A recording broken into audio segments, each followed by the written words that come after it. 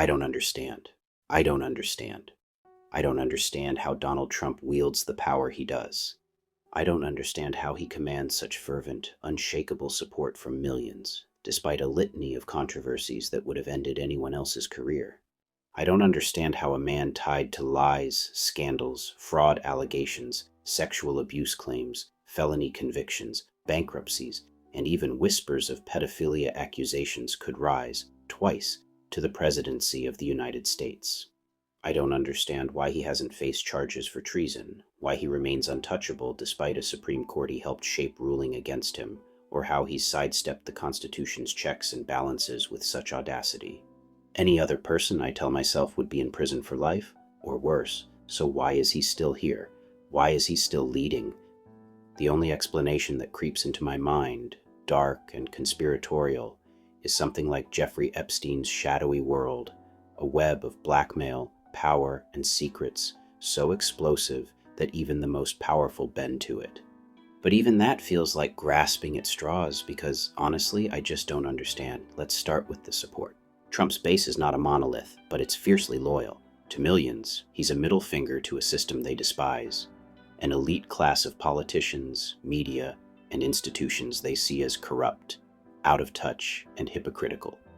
His brashness, his refusal to play by the rules of political decorum, is precisely what endears him to them. Every scandal, every accusation, every legal battle. To his supporters, these are not evidence of guilt, but proof of a witch hunt. They see a man targeted because he dares to challenge the status quo. Data backs this up. A 2024 Pew Research poll found that 63% of Trump voters viewed him as a victim of political persecution, not a perpetrator of crimes. His supporters don't just dismiss the allegations, they wear them as a badge of his defiance.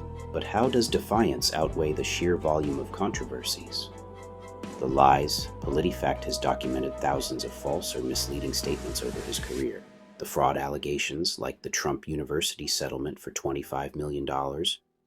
The sexual abuse claims, including a 2023 civil verdict finding him liable for assaulting E. Jean Carroll.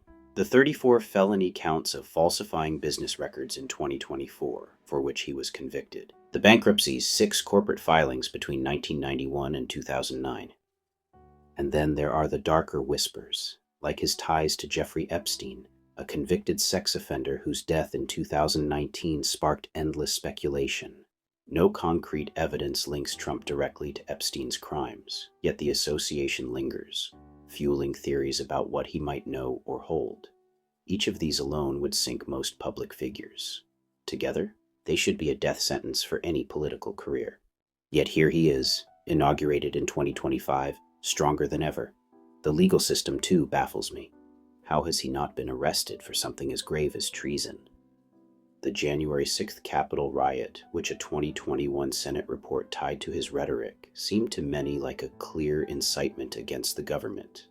Yet, while lower-level participants faced prison, Trump faced no direct charges for that day. His impeachment twice ended in acquittals. Even when the Supreme Court, with 3 justices he appointed, ruled against him in cases like Trump v. United States 2024 on presidential immunity, he emerged unscathed, his grip on power intact. The checks and balances I learned about in civics class, the judiciary, Congress, the Constitution itself, seemed to bend or break in his orbit. The Emoluments Clause, meant to prevent profiting from office, was cited in lawsuits against him, yet those cases fizzled. The 14th Amendment's Insurrection Clause was invoked to keep him off ballots, but the Supreme Court's 2024 ruling ensured he stayed on. It's as if the system, designed to hold power accountable, has been outmaneuvered. This brings me to the darkest corner of my confusion, the Epstein theory. It's not something I want to believe, but it's the only way I can make sense of this. What if Trump's power stems from something as sinister as leverage over the elite? Epstein's island, his private plane, his network of powerful men. It's not hard to imagine a trove of compromising material. If Trump had access to it, if he ensured Epstein's silence, a theory with no proof but endless speculation, could that explain why so many fall in line? Why investigations stall? Why charges vanish? Why even his opponents seem to tread lightly? It's a chilling thought, but it's also a symptom of my desperation to understand. Without evidence, it's just a story, a way to fill the void of incomprehension. The truth, I suspect, is both simpler and more complex. Trump's power isn't just about one man, it's about a fractured nation. He thrives in a world of distrust, where institutions have lost credibility, where media is polarized, where half the country feels unheard. His scandals don't destroy him because they don't reach his base, or when they do, they're filtered through a lens of skepticism. The legal system, slow and deliberate, struggles to keep pace with his chaos.